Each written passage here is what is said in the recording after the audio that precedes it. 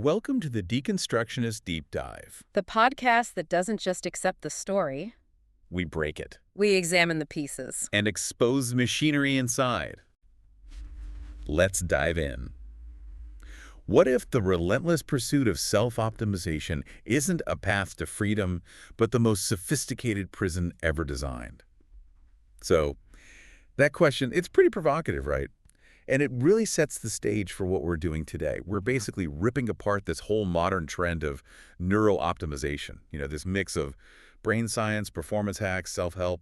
It's everywhere now. It really is, from how you structure your morning to like these huge corporate wellness initiatives. Exactly. And we pulled together a bunch of critical takes on it, stuff from thinkers who were maybe once on board, but then started asking some pretty tough questions. Yeah, and our focus for this deep dive is really on this core tension. We're looking at how these tools, and some of them are genuinely practical, based on real science. Oh, absolutely. Things that actually change your physiology. Right, techniques you can feel working. But the question is how these useful tools get leveraged to serve this, well, this bigger ideological purpose. Subtle. Very. It's this system that kind of cleverly turns self-help, which feels empowering, into a form of self-surveillance. You're constantly monitoring and tweaking yourself. And I guess, the genius of it, if you want to call it that, is how it gives you this incredibly detailed toolkit for control, but only over yourself. Yeah. It shifts the entire responsibility for happiness, for success, for coping, for everything squarely onto your shoulders, onto your nervous system. Which loops us right back to that main question we're trying to unpack for you today. What if all this effort you're pouring into being optimal?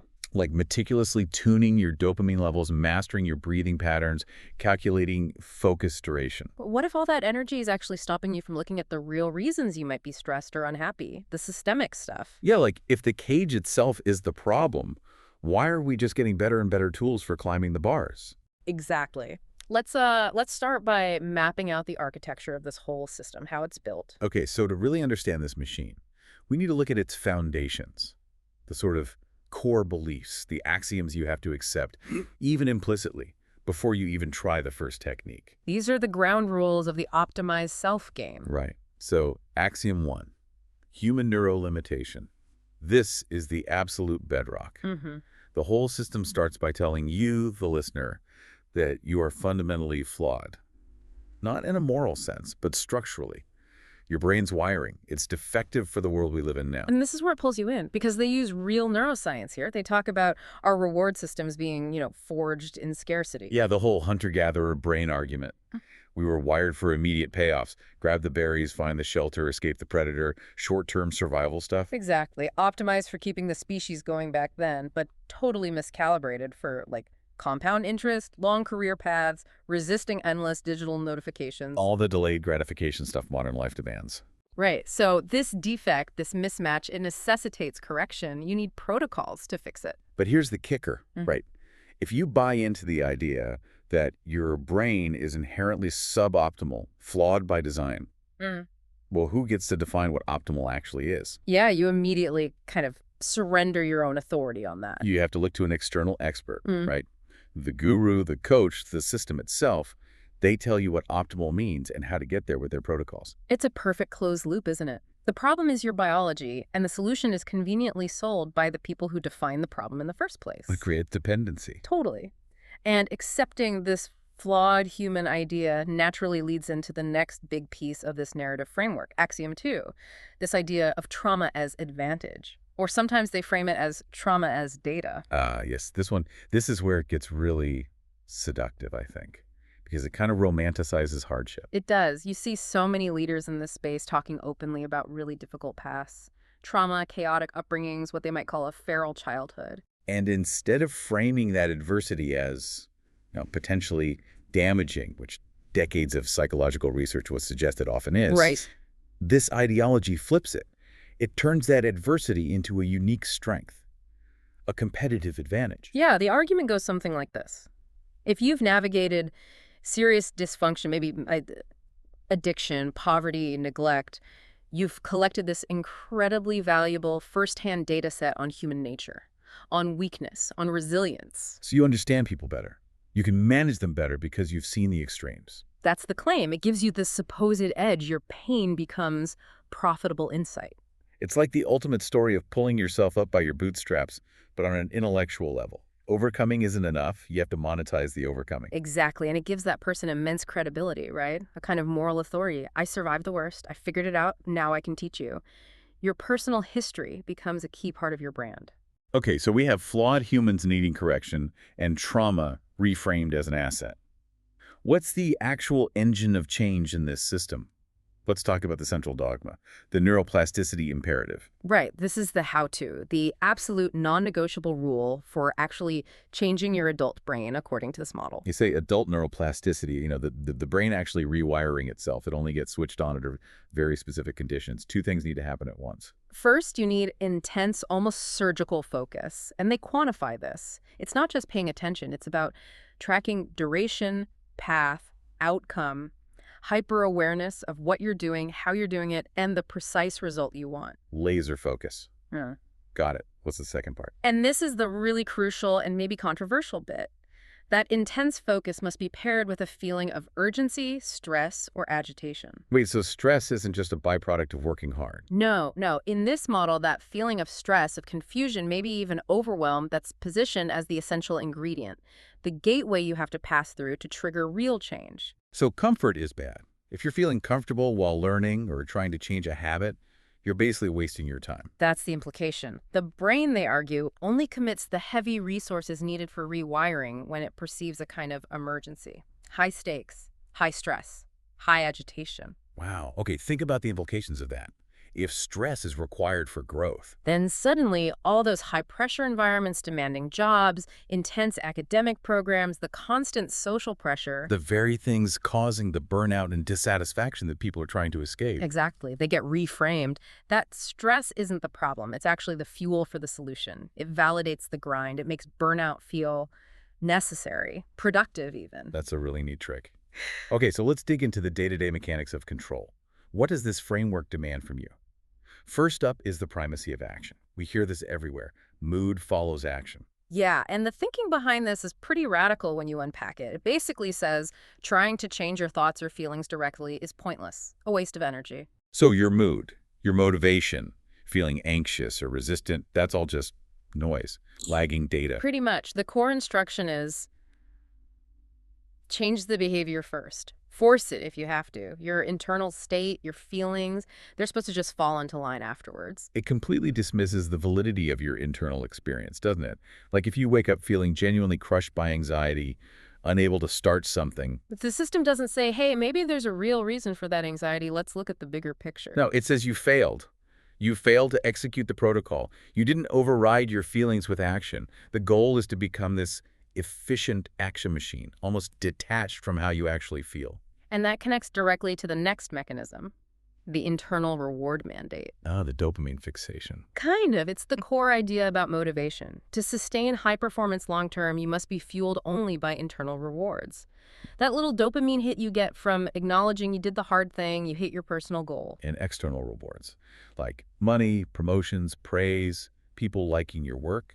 According to this model, those are corrosive. They make you dependent on things outside your control. They hijack your system. So striving for a raise or wanting recognition is actually suboptimal performance because your motivation isn't pure. That's the logic. Yeah. True. Sustainable drive comes only from within, from that self-generated dopamine feedback loop. I did the reps. I completed the task. Good job, me. Think about how perfectly that maps onto the modern gig economy or certain corporate cultures. Oh, absolutely. It trains you to be the ideal worker for the 21st century. Keep working hard, find satisfaction in the work itself. Don't worry too much about the external validation or, compensation. Just keep generating that internal attaboy dopamine, your paid and self-satisfaction. Exactly. Yeah. Paid in self-respect, calibrated by the system. Okay, so we've laid out let's say, the restrictive philosophy behind all this, but what makes it so compelling is the toolkit, the actual techniques, and a lot of it revolves around this idea of autonomic toggling. Right, and this is where, honestly, the science gets pretty precise. It's elegant, even, which is exactly why the ideology wrapped around it is so powerful. It delivers real, tangible results you can feel immediately. Yeah, autonomic toggling just means mastering the ability to switch your nervous system back and forth quickly between that high alert focused fight or flight state, the sympathetic nervous system. And the calm, rest and digest, recovery state, the parasympathetic. Exactly. The goal is to become like a biological light switch. Need intense focus, flip it on. Need deep calm right now, Yeah. tip it off. On demand. And the big selling point is you don't need like years of meditation to do this. They give you these direct physiological levers, things that give you immediate access to your brainstem, basically. We see this really clearly with the breathing protocols. The physiological sigh is a perfect example. Yeah, that's a double inhale, long exhale thing. Right. And it's not just take a deep breath. There's solid research showing that specific pattern rapidly reinflates tiny air sacs in your lungs, signals safety to the brainstem, and chemically helps reset your nervous system almost instantly. It's incredibly effective for calming down quickly. And on the flip side, You have things like cyclic hyperventilation, kind of like Wim Hof's method, used to rapidly jack up alertness, get you energized and ready for action. Same idea applies to visual control, right? Using your eyes to shift your state. Totally. You're taught to manipulate your focus. So focal vision, that intense, narrow stare you use when concentrating hard on a screen that's linked to alertness, sympathetic arousal, And the opposite. panoramic vision, softening your gaze, taking in the periphery. This naturally shifts you towards relaxation, a more parasympathetic state. Sometimes people report time feeling like it slows down a bit. Simple commands, direct effect on your internal hardware. And mastering this kind of precise on-demand control, it leads straight into how they talk about flow, the state of being in the zone. Yeah, they really demystify it. The system argues flow isn't some magical random occurrence, it's predictable. But, and this is key, you have to earn it. You typically have to push through a gate of difficulty first. That agitation gateway again. Exactly. Feeling confused, feeling agitated, finding the task really hard. That's not failure. According to the model, that's the necessary prerequisite. You're queuing up for flow. You have to endure that friction, that high arousal, to kind of prove to your brain that this task matters enough to unlock the neurochemicals for effortless action. It validates struggle as step one on the path to peak performance. Okay, let's shift gears a bit, because this isn't just about personal productivity, is it? Let's talk about the grand societal claims. This system gets really ambitious. Yeah. It doesn't just promise to fix your procrastination. It offers an explanatory model for modern dysfunction. It claims it can fix society. It really does. It takes on these huge, thorny issues like addiction. It gets redefined. Not just a moral failing, not purely disease, but listen to this. A progressive narrowing of the things that bring pleasure. A narrowing. Okay, what does that mean? It leads to cognitive myopia. You literally can't perceive or find pleasure in healthier alternatives because your reward pathways have been hijacked and narrowed down to just the addictive substance or behavior. So the solution is expanding your perspective again through focus and self-regulation. Essentially, yes.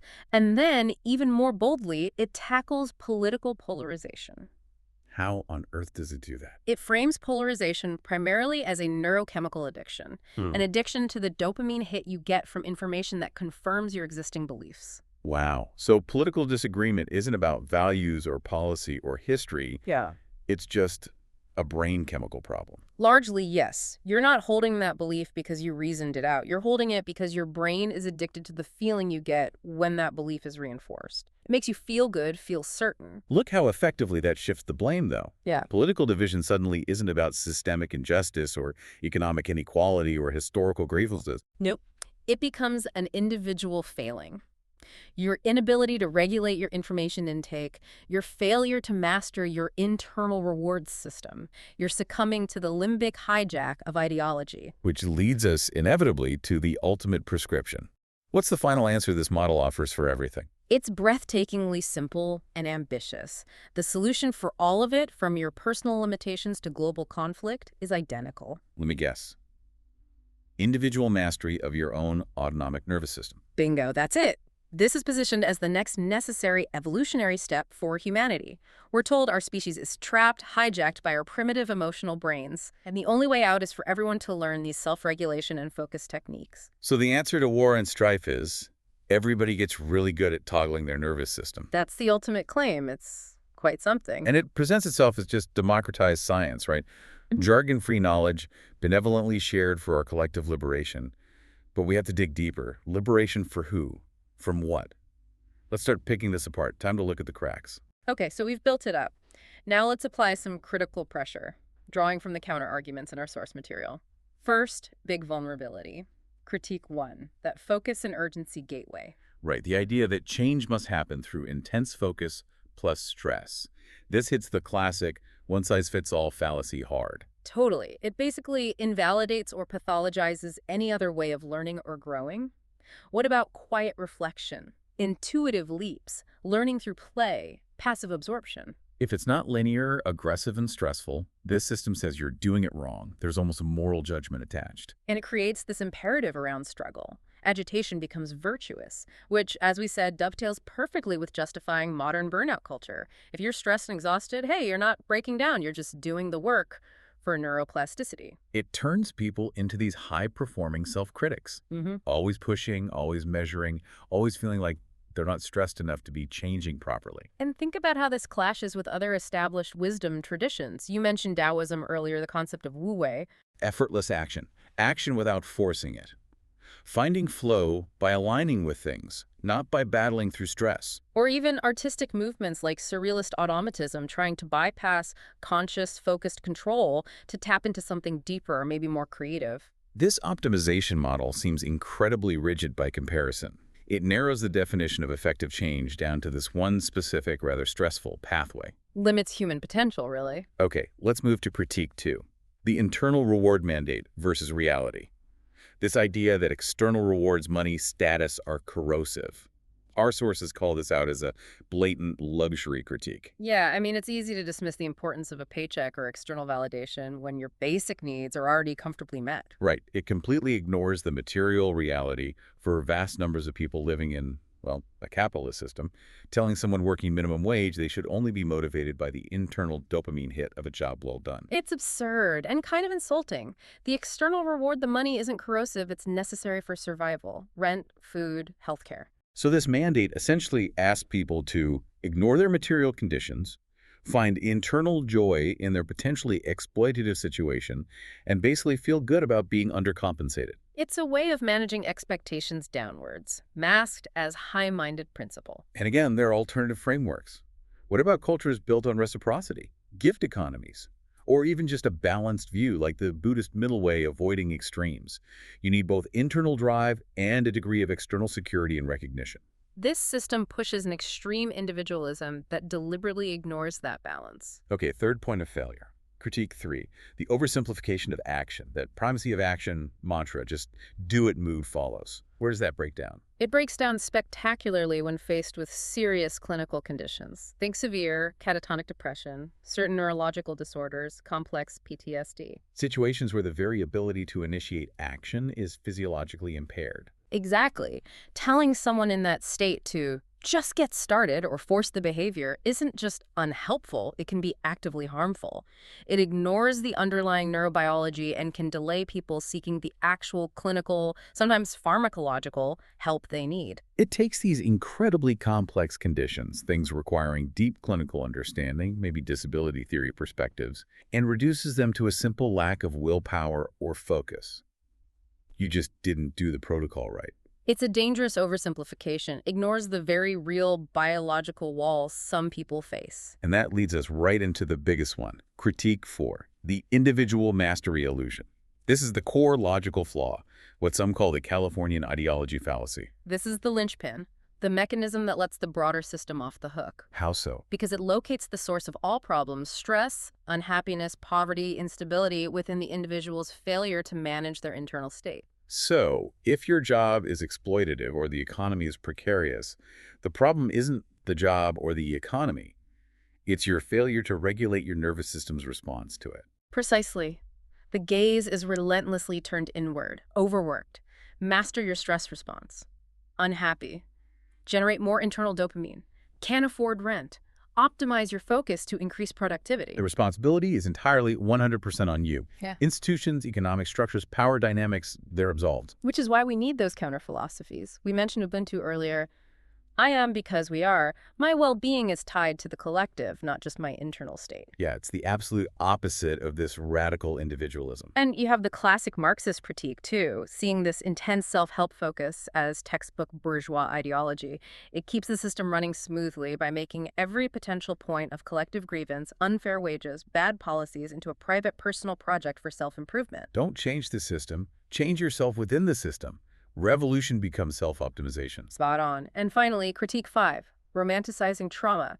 That trauma as data or feral advantage narrative. What's the core problem there? It suffers massively from survivorship bias. Explain that. It highlights the rare individual, often highly articulate and successful, who did manage to leverage their traumatic past in some kind of advantage. And it presents that exception as if it's the norm, or the potential norm for everyone. While ignoring the vast majority. Exactly. It completely overlooks the bulk of empirical evidence. We have huge studies, like the ACE study Adverse Childhood Experiences. The data overwhelmingly shows that early trauma is strongly linked to negative outcomes later in life. Higher rates of chronic illness, mental health struggles, reduced lifespan. All that hard data gets brushed aside in favor of the inspiring story of the one who made it. So, focusing only on the feral advantage narrative is intellectually dishonest. You could argue that. It minimizes the real widespread damage trauma causes. And worse, it subtly implies that if your trauma didn't make you stronger or more successful, well, maybe you just didn't analyze your data correctly. You failed to capitalize on your suffering. Oof, yeah. That's a heavy burden to place on people. Okay, we've taken the system apart, shown the weak points in the logic. Now let's talk about the why. What's the deeper ideological function here? How does this system serve existing power structures, even if unintentionally? This is where we look at the deceptions embedded within the framework. Deception 1, the bootstraps neurochemical. I like that phrasing. Explain the mechanism. It's a brilliant repackaging of that old, tired, pull yourself up by your bootstraps myth. You know, the one that always ignored systemic barriers like poverty or discrimination. Yeah. This version gives it a modern scientific sounding gloss. Success isn't about luck or privilege. It's about correctly managing your neurochemistry, mastering your focus, dosing your dopamine right. And failure, therefore. Failure becomes a personal biological deficiency. You didn't manage your internal state correctly. It neatly sidesteps any discussion of external factors. So, using what our sources call the freedom lens critique, if you internalize this, how does it change how you see problems like poverty or even a clinical diagnosis like ADHD or depression? They stop feeling like systemic issues or medical conditions that might require collective solutions or external support. Instead, they become purely personal failures. Failures of focus, failures of discipline, failures of resilience, problems you are individually biologically obligated to fix through self-optimization. And conveniently, the state, your employer, the economic system, they bear no responsibility for creating or alleviating those conditions. Exactly, they're off the hook. Which leads to deception 2. The infallible internal compass, which fosters this intense isolation. How does that work? Well, if the only reliable, pure, non-corrosive motivation comes from within, as the internal reward mandate claims, Then you have to distrust everything external. pretty much, you learn to place ultimate faith only in your own internal signals, your own self-assessment. External validation is suspect. External rewards are corrupting. By extension, maybe external consensus, collective goals, community input, those also become less trustworthy. It pushes you towards a kind of radical self-reliance. Trust no one but your own optimized internal state. And think about who benefits from a population of radically individualized self-policing units. Capital. Business. Right. It creates the perfect workforce. Highly motivated from within, needing minimal external reward or validation. Less likely to compare notes, less likely to organize collectively for better conditions or wages, less likely to demand systemic change. Because they're too busy optimizing their internal dopamine hits for hitting their personal KPIs. Precisely. They're atomized, efficient, and ultimately easier to manage. Less friction for the system. Okay, this is getting darker. Deception 3. The physiology of a politics. What's this one about? This might be the most insidious one. The core idea here is that mastering your internal self-regulation is actually presented as a substitute for engaging with the messy, difficult external world, including politics. How does that logic follow? If the outside world, with its injustices, its stresses, its corruption, is primarily a source of negative stimuli that throws off your internal state, And your main job is to maintain internal equilibrium. then the most effective strategy isn't to change the external world, but to perfect your ability to not be affected by it, Yeah. to regulate your nervous system's reaction to it. So achieve perfect inner calm and the state of the world Yeah. becomes irrelevant. Or at least your need to actively engage in changing it diminishes.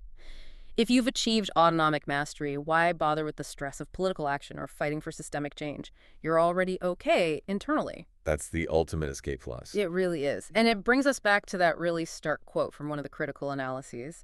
The lie is that regulating your nervous system is a substitute for regulating your corrupt institutions. Wow. Breathe deeply as they foreclose on your house. It trains people for personal serenity amidst societal decay or exploitation.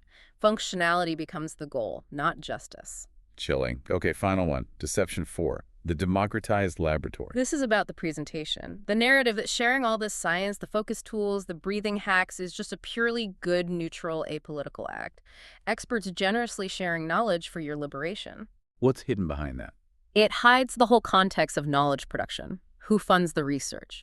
Often it's corporate interests looking to maximize worker productivity, or military and intelligence agencies who pioneered many focus and stress protocols for their own high-stakes needs decades ago. So the research isn't neutral. It's already shaped by certain goals. Often, yes. And it hides the way academic institutions sometimes control and package knowledge until it's ready for mass consumption, often in a profitable form. It's presented as pure science, but it's actually a product. Right. It has this veneer of the white man's burden of science, the benevolent expert enlightening the public. But what you're getting isn't necessarily objective truth or genuine liberation tech. What are you getting then? You're consuming a carefully selected, often pre-digested product framed as neutral science that just happens to align perfectly with making you a more resilient, self-managing, efficient unit within the existing power structures. Adapted, not liberated. So we've traced the architecture, poked the holes in the logic, and uncovered the sort of hidden ideological machinery. Let's try to pull it all together. What's the core lie at the heart of this whole neuro-optimization movement? I think the core lie, based on everything we've unpacked, is that the path to real freedom, to meaning, to success, lies solely through becoming this hyper-optimized, constantly self-monitoring, radically isolated individual. It promises freedom from your flawed biology. But what it actually delivers is just hyper-efficiency within the cage, adaptation to the demands of a potentially broken society, not escape from it. And the mechanism of control is pretty clear now, isn't it? The whole paradigm works like a really sophisticated prison, but it's disguised as an empowerment toolkit. Yeah, it gives you all these tools and metrics and protocols. But they're all focused inward. It trains you relentlessly not to question why the cage was built in the first place or who benefits from it. Instead, it convinces you the walls are just personal challenges, obstacles to be overcome through better self-management, better neuro-toggling. It's a constant call. Mm-hmm. Adapt to the cage. Get better at living inside it. Never, ever question the cage itself or the architects. So the big question then becomes, what about the tools themselves? We agreed earlier, things like specific breathing techniques, understanding focus. They do have real physiological effects. They're not fake. Right, the science behind some of the levers is solid. The physiological psi works. Managing focus is a real skill. They are powerful technologies. So what's the countermove? What's the active subversion here? I think it has to be about reclaiming the purpose of those tools. Use them, yes, but not for their intended purpose of just adapting better to a flawed system. Subvert the purpose. Use the ability to regulate your nervous system, to find calm or focus, not just to tolerate a bad situation, but to build the resilience, the clarity, the energy needed to actually organize, to push back, to demand change, to work with others to dismantle the problematic structures. Okay, give me an example. Right, so instead of using the physiological psi just to cope with the stress of an exploitative boss, use it to find the calm clarity you need to effectively negotiate for better treatment. Or maybe even to organize your colleagues. Or use the focus techniques not just to churn out more work product, but to clearly analyze and identify the actual root causes of the problems you're facing, the systemic ones. Exactly. Re-aim the tools. Use them for liberation, not just adaptation. Because ultimately, your mind, your attention, your internal state, the very things this paradigm offers you mastery over, they're perhaps the only things that power structures can't completely control, unless you voluntarily hand them over.